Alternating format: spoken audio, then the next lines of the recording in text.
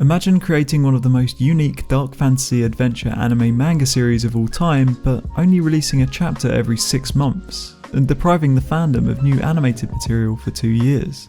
If Made in Abyss was anything less than perfect, then maybe I'd be angry.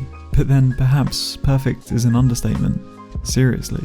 Picture this, a chap by the name of Anime Fried Chicken discovers Made in Abyss at the end of 2019, powers through the anime, and when discovering the show only runs for 13 episodes, he starts pulling out his hair and spitting out his teeth as if he was afflicted by the 5th level's abyssial curse. How can a show so sweet be so short? Alas, the source manga, a webcomic publication, is miles ahead of the show, providing you with at least a couple more weeks worth of Reg, Riku and Nanachi adventure, right? Well, actually you finish all 53 chapters in a single day, and a single sitting at that. So what's next? Kidnap the mangaka and force them to finish more chapters at gunpoint? That's not practical. But then, as if by divine intervention, a light shines at the end of the tunnel. Salvation has presented itself in the form of Made in Abyss, Dawn of the Deep Soul, a movie continuation of the manga covering the Bondrewd arc, premiering in January 2020, being so soon after my introduction with the show, and in peak hype, I couldn't be happier. I checked the theatre's location for the nearest screening and it's in Tokyo, Japan, and with no English release for the film announced, Plan B comes into play.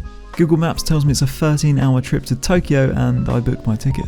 Okay, enough prologue. I went to Japan and watched Made in Abyss, Dawn of the Deep Soul, and you better believe I listened to the new soundtrack on loop for 11 hours on the airplane. It's stunning.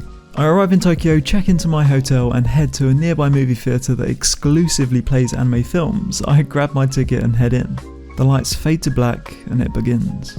So real talk, the movie was perfect. If you're watching as an anime only, I'll keep this review spoiler free, only going as far as not giving away anything story-wise beyond what's seen in the trailer. Starting with the story, if you've enjoyed Made in Abyss TV anime up to this point, expect more of the greatness you've come to love. I'm sure you were emotionally shattered with Missy's storyline and you've only just recovered from the heartbreak. But fear not, Dawn of the Deep Soul will once again break you down and bathe you in a river of despair. Tears will be had and you will be broken down atom by atom. But the hundreds of lows are accompanied by tens of highs, and there are some fantastic feel-good moments with Reg, Riku and Nanachi kicking ass. As much as a sense of dread is permanently at the forefront of this movie, you will still walk away with having your fill of adventure by vicariously living through the three Delvers.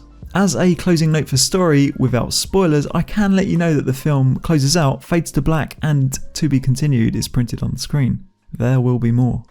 With regards to new characters introduced, Bondrewd and Prushka are fantastic, and what is especially Subarashi is the dynamic between them. Hell, the dynamic between Bondrewd and every character on the screen is gripping.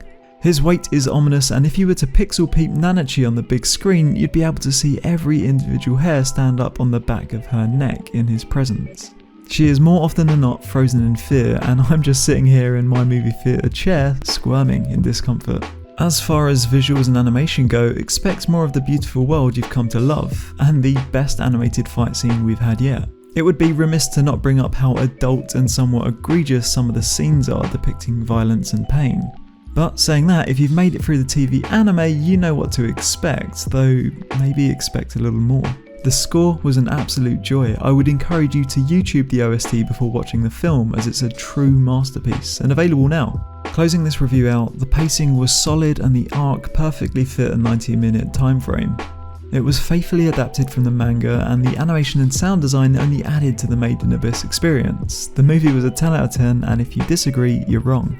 Thanks for watching this review. Subscribe to me for more anime and manga discussion videos. Let me know how you feel about the movie in the comments below, and I'd love to see more Made in Abyss discussion.